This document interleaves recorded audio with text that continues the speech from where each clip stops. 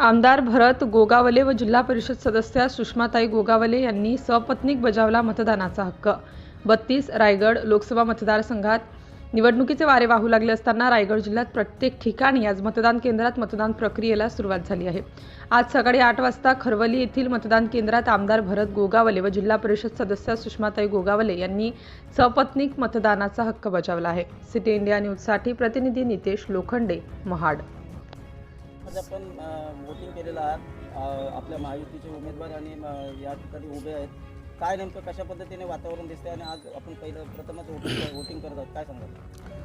आता यावेळेला पहिल्याच प्रथम आम्ही घड्याळ या चिन्हाच्या समोरचं बटन दाबून सन्माननीय सुनील तटकरे साहेबांना मतदान केलेलं आहे आणि यावेळेला महायुतीचे उमेदवार असल्यामुळे त्यांची निशाणी घड्याळ ही त्यांना मिळाल्यामुळे त्यांच्या असल्यामुळे त्यांना वोटिंग आमचं करणं क्रमप्राप्त होतं। त्याप्रमाणे आम्ही आमचं कर्तव्य बजावलेलं आहे आणि आम्ही आता दोन्ही पती पत्नी या दोघांनी जाऊन आम्ही तटकरे साहेबांना मतदान केलेलं आहे आणि आमचे कार्यकर्ते सगळे मेहनत घेत आहेत तटकरे साहेबांच्या घड्याळाच्या समोरचं चिन्हाचं बटन दाबून त्यांना मतदान करणं।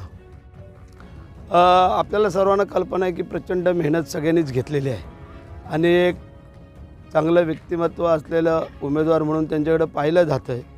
कारण आपल्याला कल्पना आहे की एक केंद्रामध्ये आमचं प्रतिनिधित्व करणाऱ्या रायगड लोकसभा मतदारसंघाचे खासदार कसे असावे तर ते सुनील तटकरे साहेबांसारखे असावे अशा सगळ्या जनतेची म्हणणं होतं आणि म्हणून करता आमच्या सर्व कार्यकर्ते पदाधिकारी महायुतीच्या सर्व पदाधिकाऱ्यांनी तटकरे साहेबांना मतदान केलं।